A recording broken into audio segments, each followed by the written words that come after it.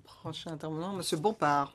Bonjour Madame Goulard. Je voudrais d'abord dire que je partage les remarques de mes nombreux collègues sur les difficultés éthiques que pose votre candidature. Mais au-delà de cette question, je voudrais vous interroger sur la politique industrielle qui fait partie de votre portefeuille. Je pense qu'on sera d'accord pour dire qu'elle est plus que jamais nécessaire, encore plus aujourd'hui où se trouve devant nous le défi de la transition écologique. Sauf qu'aujourd'hui, la réalité est assez cruelle, que l'Europe a perdu des millions d'emplois industriels ces dernières années et que de nombreux secteurs, en particulier indispensables à la transition écologique, sont menacés. Je pense à la sidérurgie, à la métallurgie, à des entreprises industrielles comme Alstom ou Saint-Gobain en France, pour prendre ces exemples-là qui soit sont vendus, soit risquent d'être vendus. Vous dites dans vos réponses au questionnaire que vous êtes attaché à cette question-là de la stratégie industrielle. Donc je voudrais savoir, au-delà des déclarations, quelles sont vos intentions réelles et concrètes sur des questions précises. Êtes-vous favorable à la mise en place de taxes écologiques et sociales aux frontières de l'Union européenne? Êtes-vous d'accord pour assouplir les règles relatives aux aides d'État pour préserver nos intérêts stratégiques et notre indépendance? Êtes-vous prête pour conclure à en finir avec les dogmes du libre-échange et de la concurrence qui nous conduisent au désastre? Où serez-vous, la commissaire du démantèlement industriel? Merci. Yes, thank you. Madame Goulard. Monsieur le député, il n'y a aucun doute à avoir sur le fait que la politique industrielle sera l'une des priorités de cette commission et particulièrement, si vous me faites confiance, du commissaire en charge de ce secteur. Pourquoi? Parce que si nous voulons à la fois le verdissement et la numérisation, ça ne peut pas se faire en dehors des processus industriels. Et si nous voulons maintenir des emplois en Europe, bien sûr, il y en a dans l'agriculture, il y en a beaucoup dans les services, mais il y a un savoir-faire en Europe. Il y a des ouvriers qui savent faire des choses. Il y a des cultures qui méritent d'être préservées. Alors comment on peut le faire? Taxes écologiques et sociales, la présidente von der Leyen en a parlé. C'est un sujet qui a longtemps été tabou. Il faut l'étudier. Il faut l'étudier en ayant conscience que beaucoup de chaînes de valeur sont des chaînes de valeur dans lesquelles vous avez des importations-exportations, y compris à l'extérieur d'Europe. Vous savez que les Américains sont en train de s'en apercevoir. Si vous mettez des taxes et que vous importez énormément de pièces détachées, ce sont vos produits qui sont impactés aussi. Donc, je n'ai aucun tabou sur ce sujet-là, mais je crois qu'il faut le regarder de près, voir ce qui est compatible avec les règles de l'OMC. Est-ce que les règles de l'OMC, dans le contexte actuel, est-ce que l'OMC va continuer à dysfonctionner? Il faut qu'on voit ça. Assouplir les aides d'État. Je crois qu'il y a une manière de faire les choses qui est importante et que j'ai mentionnée dans mon propos.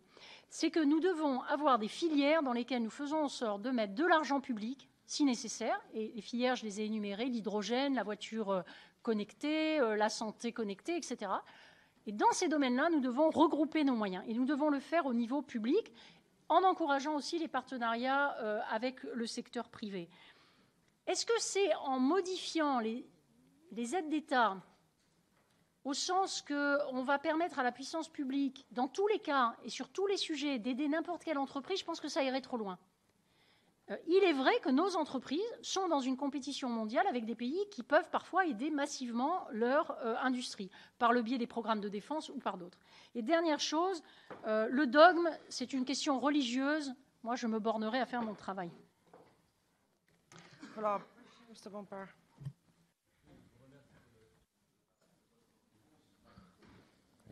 Là, c'est bon. Je vous remercie de votre réponse, mais elle me paraît un peu imprécise.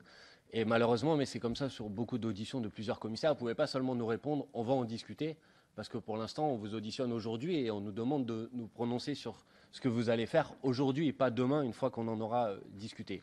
Bien sûr que le dogme est quelque chose de religieux, mais la question qui est posée, c'est de savoir si on continue dans un environnement international dans lequel, que ce soit les États-Unis ou la Chine, ont des stratégies industrielles particulières. Et on est les seuls en Europe à dire nous, par contre, on ne fait rien parce qu'on a ce principe de la concurrence et du libre-échange généralisé. Il nous conduit à la destruction de notre outil industriel, il nous conduit à l'impasse et au désastre écologique et environnemental.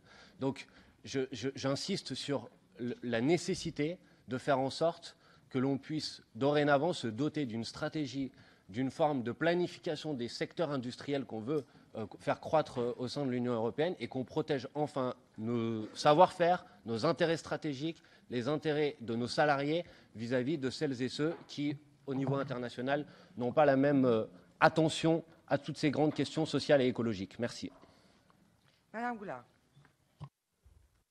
Monsieur le député, je dois dire que je suis assez d'accord avec ce que vous venez de dire. C'est-à-dire qu'il est temps, et d'ailleurs la stratégie qui a été adoptée, par exemple, sur la Chine, je ne veux pas stigmatiser un pays, mais il y a eu une stratégie qui a été adoptée au printemps entre la Commission européenne et le haut représentant, qui révèle une prise de conscience qui, sincèrement, n'était pas là il y a 2 ou 3 ans. C'est cette idée que nous avons affaire à des compétiteurs qui sont à la fois des partenaires sur le climat. Je l'ai vu à la Banque de France, les Chinois sont des partenaires. Mais dans d'autres domaines, ce sont des rivaux, et parfois des rivaux extrêmement puissants et visant à la domination. Donc nous ne devons pas être dans une forme d'illusion face à ces pays. Après, je crois que notre tâche à nous tous, c'est de trouver la voie européenne. C'est de bien mesurer le monde dans lequel on vit. C'est de ne pas être naïf sur ce que le Pentagone donne comme crédit qui bénéficie à des entreprises américaines ou ce que les Chinois font de leur côté ou d'autres encore. Mais c'est quand même d'inventer notre voie. Et pour moi, l'Europe, c'est l'ouverture. C'est malgré tout de rester ouvert, pas désarmé, pas dépourvu. Non, mais non, je vois votre body language. Ça ne veut pas dire qu'on va être ouvert à tous les vents. Ça veut dire qu'on va être ouvert, mais pas désarmé. Et ça, c'est la vraie différence que nous voudrions introduire.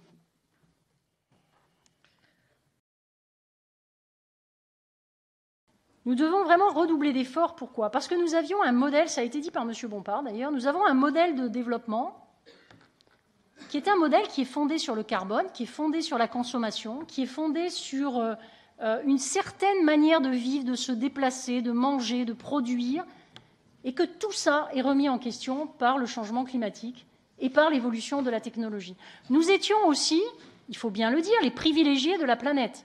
Pendant des décennies, voire des siècles, nous avons assez tranquillement dominé, et ça nous convenait bien de dominer. C'est plutôt confortable. La situation géopolitique a changé. Les questions démographiques, on n'en a pas parlé, sont aussi extrêmement importantes de ce point de vue-là.